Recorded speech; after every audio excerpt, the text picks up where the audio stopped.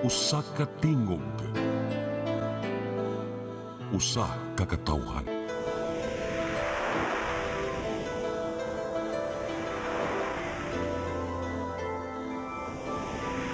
Cebu Catholic Television Network.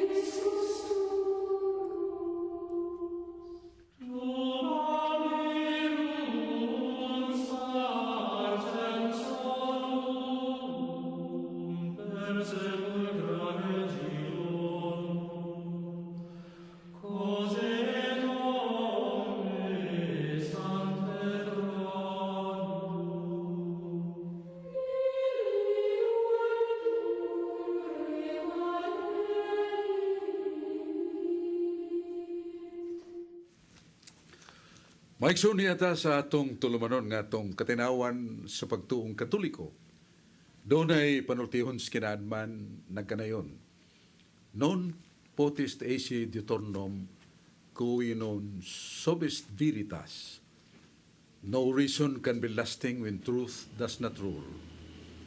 Why pangatarungan nga mulungtad kunwa sa kamaturan ni pasukan. Usa ka di malalis nga kaligunan o kamaturan sa Biblia nga ang Diyos mao ang tinubdan sa kahayag o kamaturan. Ang Diyos mao ang magmugna sa dalan sa kaluwasan para sa tao. Jeremias 10:23 mingon ginuula diha sa tao ang gusto nga dalan nga angay niyang pagalaktan. Sa Jeremias 42:3, ako ang Diyos mo'y maghatag kanyo usa ka dalan agianan. Nga inyong angay pagalaktan ug kini mao ang dalan bisan sa kayuhan ug kaluwasan sa inyong mga kabataan. Mao hinungdan nga sa atong pagpangita sa kamaturan o pagsiksik sa husto nga daan.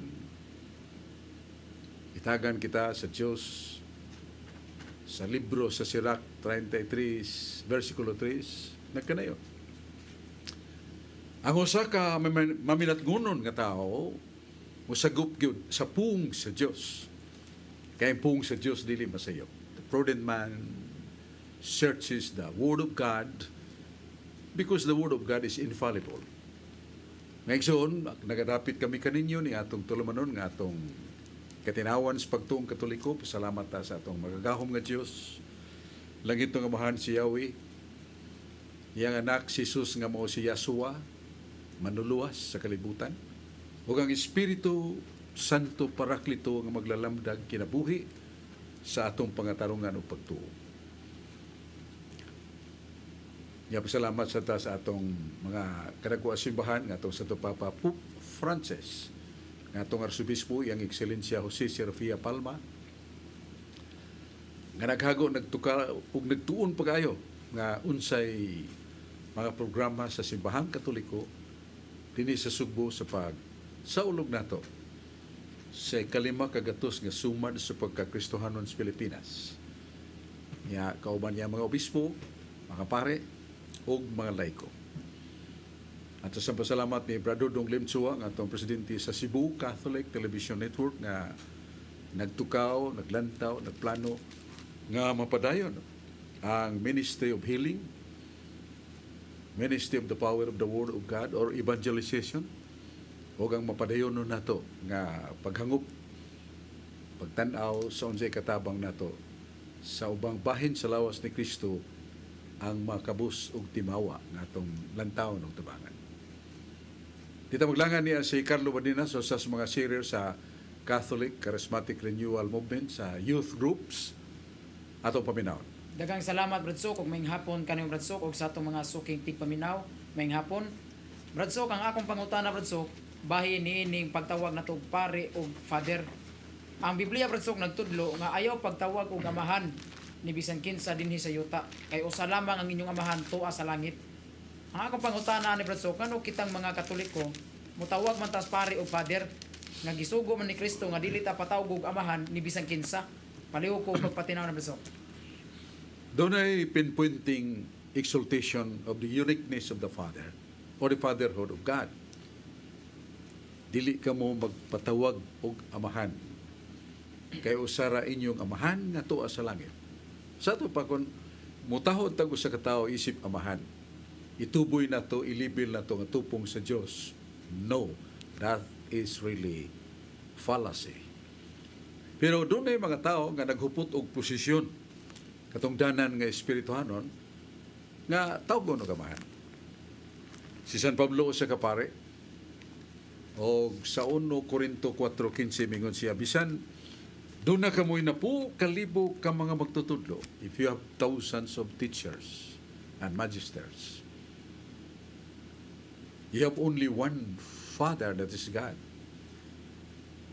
O siya mingon, ako, inyong amahan. Okay, he claims as a father. Sa unsang paagi ni ko siya amahan tungod kay nagtudlo o nagpakaon ako kaninyo sa pagtulunan sa kalawasan ng mga maayong balita. I am your father. Though you will have 1,000 teachers, I am your father. What kind of fatherhood does Paul claims mao ang pagkaamahan kung magtutudlo sa maayong balita? Kung natong basahon ang maghukom 18-19 sa karaang tugon sa katawhan sa Diyos Israelitas, ang mga pare panahon sa gira o gubat nagtago sad para di sila ma-crossfire sa gira. Ug human sa gubat mitungos ang mga tao ngadto sa pare nga nag alagad sa kapamilya. Sa maghukom 18-19 mingon ang mga Israelitas, ikaw among pare, nagalagad ka sa kabanay o pamilya, lugsong uban ka namo. Nagalagad sa katawhan sa Dios, dakong katawhan sa Dios. Lugsong uban kanamo, pare ka, amahan kanamo. So the priest was really considered and shall be always considered as a father in spiritual aspect. Mao nga dili sa lang pagtawag sa pare o padre, father. Ang Santo Papa Pedro, Peter, P-A-P-A, Petros, Apostolos, Putistatem at Sepe. Pedro, Apostol, dawat ang gahom, at Chipi Putistatem. So, Pedro sir, patawag amahan. Kaya gitawag kong amahan sa karaang tugon ang hatag ang Yahweh. This is Isaiah 22, 21, 22. Ang akong hatag ang Yahweh, mahimo siyang amahan sa balay sa Judea, the Church of Judea. O akong gihatag kanyang kagahuman nga gisagbay siya nga baka. Siya pagkatawag og amahan. So the Pope, St. Peter was given the keys of the kingdom. Outrightly, that very claim is imposed by God upon him nga siya tawag og amahan. Mao na nga naada sa Biblia, di lang ni basahon suban nga sa Roma 15:26 si San Pablo pare ug mingon siya nga bisag do na moy na po kalibo ka magtutudlo tiyutay ra inyong amahan, ako inyong amahan kay nagpakaon ko kaninyo sa mayang balita. Muna nga itong tubag sa may pangutana ni Carlo Badenas, niya atorhing tagdon si Dennis Marquez. Dangan salamat Barsok og mayong hapon kanimo og ditso ko sa akong pangutana Barsok. Kining pagsaulog dito Barsok sa Ash Wednesday ug mga adlaw nagsugod ang Miyerkules sa Badles. Doon ay mga pangatake Barsok sa mga laing reliyon nga kini kuno nga atong Badles wala kuno ni gitudlo sa Biblia o gihimo-himo ra kuno ni sa mga pagano matod pa sa mga laing sekta. Nga niingon sila Barsok kini patik sa usa ka mananap, kining patik nga gitawag og 666 usa ko na ni Barsok sa mga timailhan matod pa sa mga laing sekta. Ako pangutana Barsok unsa may essence or kahulugan sa Miyerkules sa Badles kay daghang Katoliko nga wa masayod o ang uban nga mga laing reliyon nang sige pangatake about ani ato ang Miyerkules sa Badles. Paligo ko patin Barsok. Nasuwat na sa kasulatan nga human mualsa musukol ang atong unang ginikanan. Ilang gibaylo ang kinabuhi ug kalipay nga hingpit sa mulabay ra nga kalipay. Kay nalingla sila ni Satanas. Muna nga humanian na mingon ng Diyos, tao sabog kagikan, sabog ka pauli. Muna nga sa adlaw sa Merkulis Badles, ugma, ang atong mga kadtong gigamit natong mga krus sa panahon sa Binita Lukay. Laya na maron, dugmuko na, o sunugon niyang abo, binitahan sa pare, ipatik sa itong agtang. Ang krus, nabada sa Biblia na, nasa Ezekiel 9:4 nga sa 6. Ezekiel 9, versikulo 4 nga sa 6. Ang mga anghel gingnan sa Dios, latas kamo sa syudad. Markahig krus ang agtang bisigin sa nga tao, babae ug lalaki. Sa inyong pagbalik kung nunay mga tao nga way marka nga krus, silutan sila sa kamatayon. So that was the divine order of the Father, that there shall be the sign of the cross, although Christ was not yet born during the time. Pero there was the preeminent wisdom, the cross. Nasa 1 Corinto 1:18, alang sa nangawala ang krus, binuang. Pero alang kanatong inaluwas ang krus gahom sa Diyos. Si Kristo maong gahom sa Diyos. So, the cross, though it is a symbol, it becomes the emblem of the suffering, obedience of Christ, which means our salvation.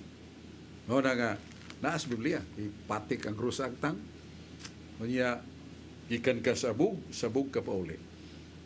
Mao na nga, ilitok sa pare o sa mga lay minister, believe the good news and repent. Tuo sa maing balita o paghinulso.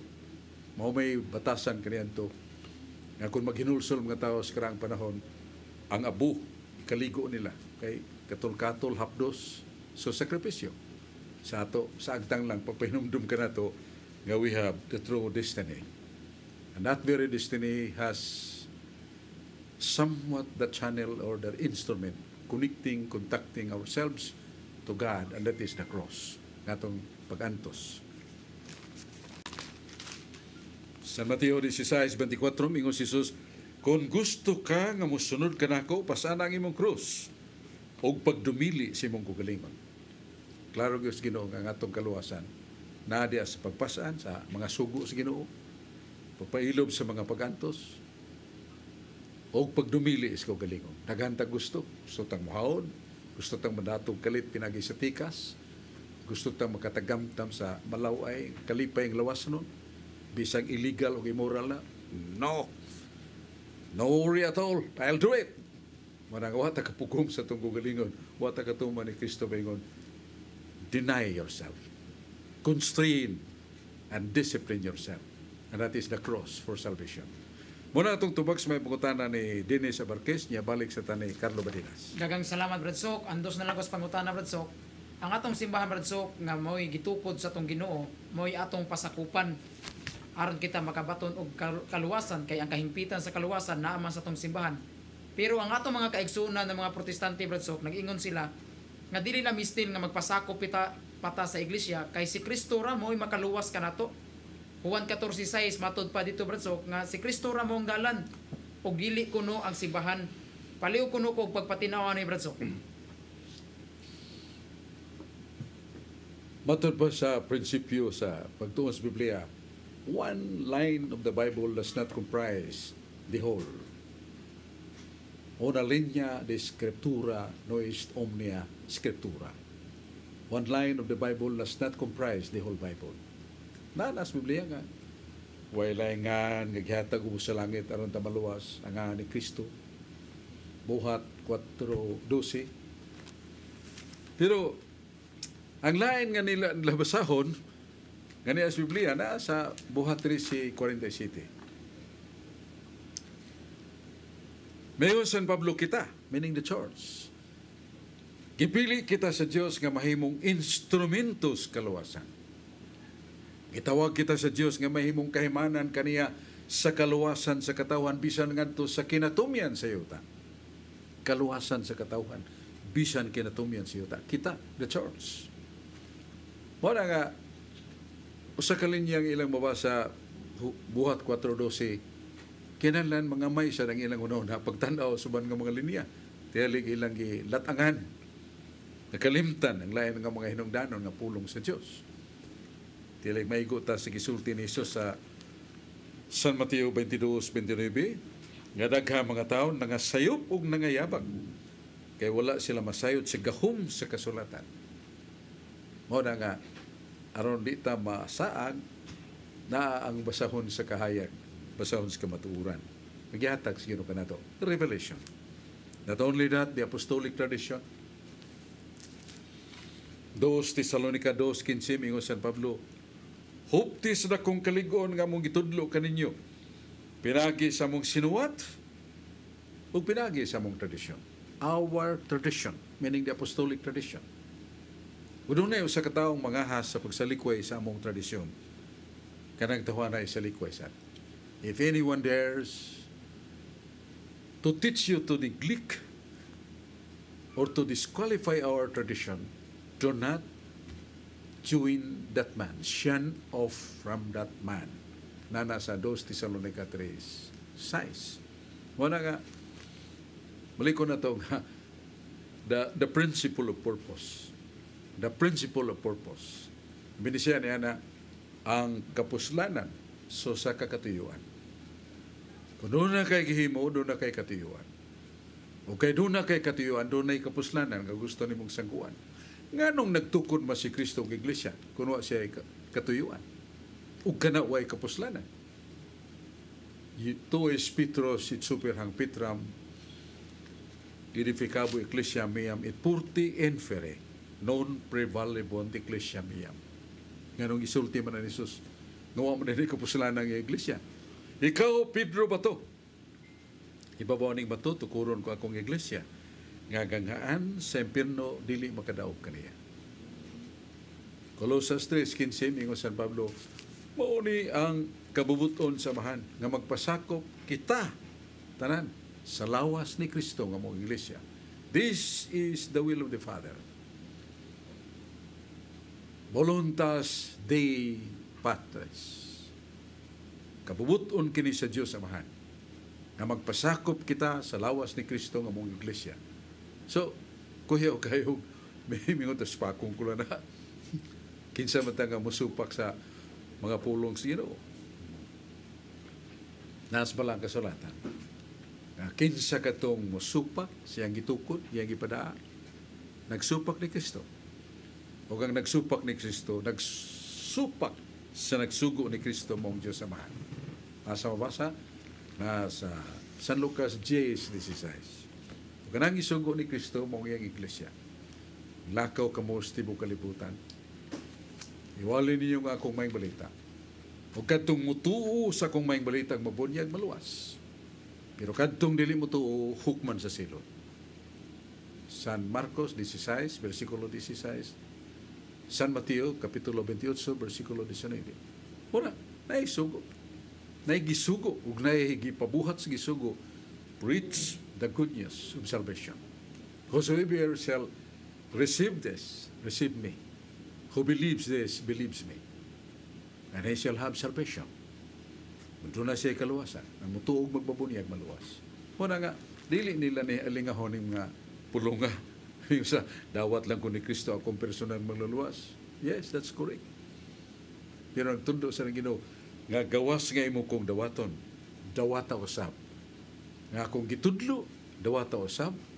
Ang akong gisuko, nanas Biblia. Ya. San Juan City 38 mingon si Jesus, wa mo kumuha na pagbuhat sa akong kabubuton. Miyanhi ko aron sa pagtuman sa gisugo sa akong amahan. Kaya tudlo niya ang isugo sa mahan, iyan ang ipadawat. Kadtong mo salikway niya na, nagsalikway niya, o nagsalikway sa samahan. Lucas 10:16. Muna nga, usa ka butang atong ipahinumdum mo nga, una linya de scriptura non est omnia. One line of the Bible does not comprise the whole Bible. Muna nga atong tubag sa pangutana, niya, Doon na pa kay Yes, Barsok. pangutana Brad Dennis. Yes, Marquez. Barsok, dunay usa ka tawo Barsok nga nagwali sa Plaza Independencia. Ningon Barsok, Pope Francis revealed truth, Lucifer the God. Iya kini nakuha Barsok ang impormasyon gikan sa Vatican. Nga ingon Barsok nga si Pope Francis iyang gi-revealed ang kamatuoran nga si Lucifer mao ang Dios. Iyang gisangyan Barsok sa Plaza Independencia. Karon Barsok ang pangutana Barsok, unsa may meaning Barsok sa Lucifer? Kay kasagaran Barsok ang naibaw-an sa mga tao nga kanang Lucifer usa ka yawa. Muna Barsok nga ilang gi-brainwash nga ang atong Santo Papa miila nga si Lucifer mao ang Dios. Palayo kog patinawan ni Barsok.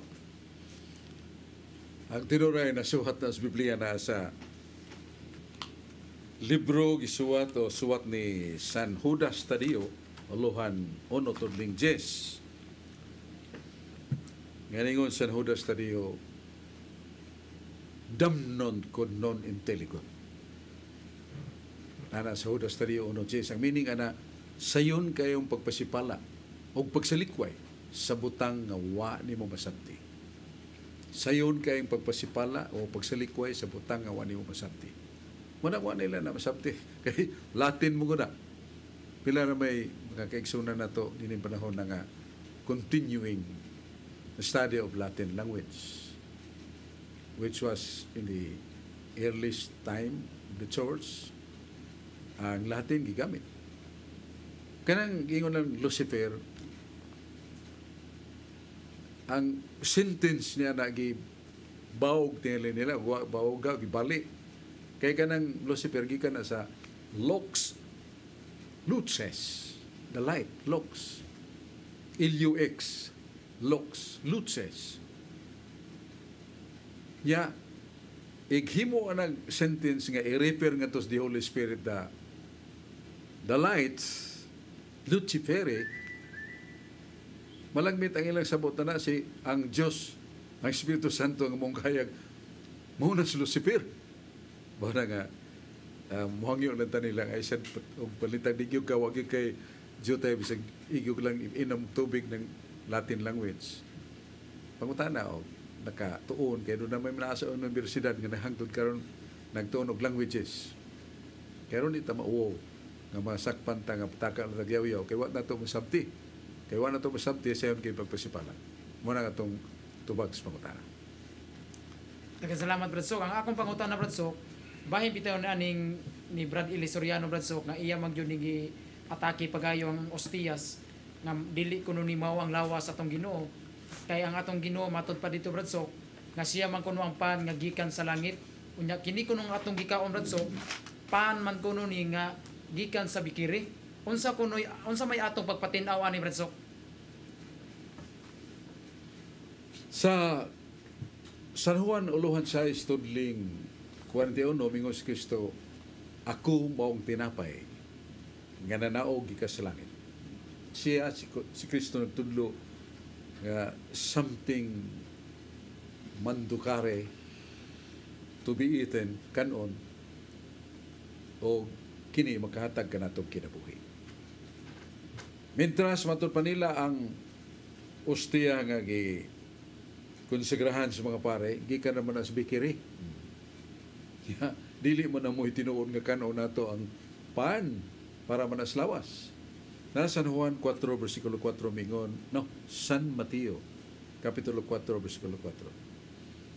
Si Jesus mingon siya, dili mabuhi ang tao sa tinapay lamang. Mabuhi sab siya pinagi sa puong sa Dios. So, buot pasabot ni Kristo, kung kalanon na ito ang paan, ang atong kaon di Islamisa, kalanon sad ang atong pulong nga atong gidawat, kalanon sad nato. Ug mo na gipasabot sa pagkalawat matud pa sa atong makatbang ang pagkaon sa pulong sa Dios. Unya, kini mo basahon ang San Juan 4:33-34, sa may kalanon ni Kristo. Nga apostoles nagabot kaya nagdaan sila pagkaon ni Jesus. Kaya udto na kayo. O ningon si Jesus, nakakaon naman ko. Kaya kung kalanon mo ang pagtuman sa kabubuton sa kong amahan, o paghingpit siyang buhat. So doon ay kalanon si Kristo. Dili kining Kalano na itong ordinaryo.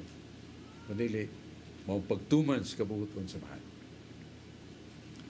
Muna nga kanang kalano na to nga gipakalawat na to. Gikalawat na to, gipakalawat sa pare. Asa man na purong? Padong sa baba, padong sa tiyan, labay sa hilit. Na sa San Marcos City, 19. Busa ka na inyo na gikalawat nga sa Kristo, gilabay niyo sa toilet. So dako ng pasipala, dako ng yun na to, sakrilihiyo ang gibuhat sa mga Katoliko. Kay simbolo ra man na, matod pa sa atong makatba. So ato nang tubagon sa labing madali. Primero di kakabasa sa pong simbolo pagtukod ni Kristo sa Eucharistia. O niya katong gikonsagrahan ni Kristo, paano mas ito nga hinimo sa tigama o tinapay siyang panahon. Pero may timanan nga ang ingon nila nga ang puong sa Diyos gimoy kalawato na to, mao lamang kalawato na to, dako ng ingnon to, usa ka pag-iyatak sa inganlan na to, the completeness of Christ's teaching. Kaya sa katapusang panihapon, taas kayo yung wali. Chapter 13, 14, 15, 16, 17 of the Gospel according to St. John. Taas ka wali. Kaya ang pagkalawat, maumaka ang pagpaminaw lang spulong sa Diyos. Di ningon si Kristo, mga apostoles, tindog na mo. Nakakalawat na mo. Kaya nakadungog na mo sa kong nga pulong. Waman. Gihimo ni Kristo, kuha niyang tinapay, iyang gipanalanginan, hoc est enim corpus meum. This is my body. Kuha o kaon ka mo nini. Kini akong lawas. Kaon. Kaya ka ng pagpaminaw sa pulong sa Ginoo, ang Latin na audiveres. Audio. Audiveres. Pagpaminaw. Pero ang gigamit ni Kristo, mandocaveres. Kaon. Lain ang kaon, lain sa pagpaminaw. Kuha o kaon ka mo nini. O mikuha siya sa kalis, doon nga binog siya mingon. Mao kini ang kalis sa bagong testamento sa kong dugo, testamentong walay katapusan. Alang sa pagpasaylo sa kasalanan. Inom ka mo nini. So doon ay pagkaon, doon ay pag-inom gitudlo ni Kristo. It's not only listening to the Word of God. Busa dakong kapakyas sa tibuok nga pagtuman kung way pagkalawat nga pagkaon sa paan kay kuha og kaon ka mo nini. Mamingos Kristo, this is the symbol of my body. That is added, that is fabricated of other people who do not know per se the scripture. Mapil nga, simbolo na. Ang kalawat simbolo sa kong lawas. The argument of men are endless. The contradiction are continuing. And God creeps into His argument. And what is the argument of God to stop the controversies or chaotic exchange of minds? Milagro. Doon sa kapare, sa tuig 700, dito sa Lanciano City, Italia, ngawa mo to sa misa niya. Jamaan lang niya pag misa, kaya wala siya pagtuo. Manya sa kikiyon, samtang naghuman sa konsagrasyon, nasiga yung mata. Nga naman, kaya ang ostia na himong karne nagkadugo, ang binong yung konsagrahan na himong dugo. Hangtod karon na apa na. Niya gi-research sa mga doktor, mga siyentipiko, ang maong karne, ang ostia, ang tunga, nagpabiling ostia ka ng puti, ang surrounding circumference, karne, o bungbong kasing-kasing. Niya ang dugo na nabagtok, 5 ka bagtok, coagulated blood, ngilay-lay gidakon. Pero ang usa ka gamay, timbang ni mo sa upat, pareha ra gibugaton. Ingon mga siyentipiko di na ni matugkan na to. This is a miracle. Manya dito sa Brussels, Belgium, tuig 1370. Nagikawat ang Siburio de Tabernaculo. Siburio mo nagkalis, pero ang ustia nga konsagrado, gisod niya na. Yailan ang gisabulak niya sa namisa. Stinga nila kagaba pa. 60 ka buok, 60 sad ka tao, tagsa-tagsa doon ay kutsilyong hait. Gidungan nila ang pagtunggab sa ustiya, sidlit ang dugo, nagatumba sila. What a miracle. That happens 1370, Brussels, Belgium. Milagro.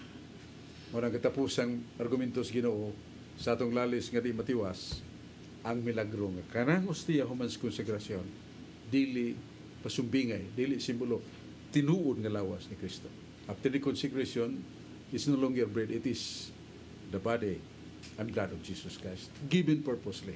Kung siya tuyo, kinsa itong mo kaon sa kong unod, mo inom sa kong dugo, ako mo puyo ka niya, kanang tawanan nagpuyo ka na ako, kanang tawanan dunay kinabuhing dayon.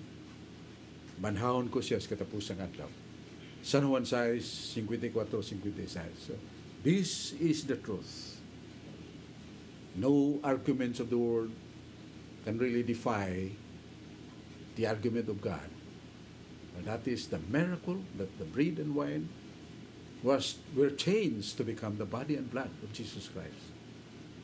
Naana sa matulog ng iglesia, naa sa Santa Iglesia Katolika, kaya doon nagyapuntay altar, doon nagyapuntay pare, na magasaulog santos nga misa.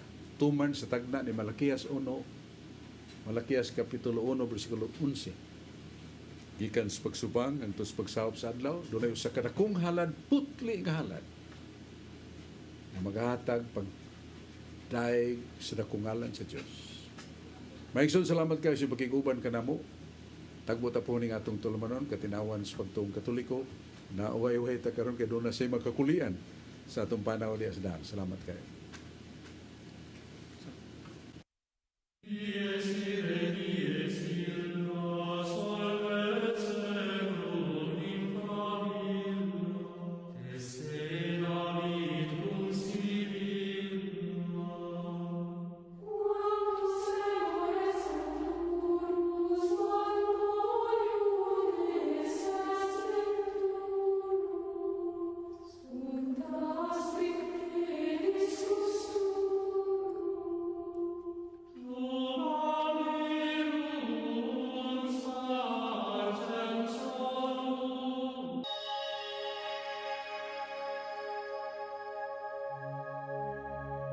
Hail to thee, true body sprung from the Virgin Mary's womb.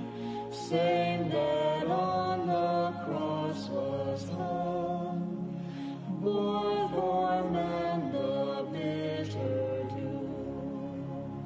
Sweet Jesus, Mary's Son, thou whose side was pierced and flowed, both with water and with blood, suffer us to taste of thee in our life's last agony. Sweet Jesus, Mary's Son. In the name of the Father, and of the Son,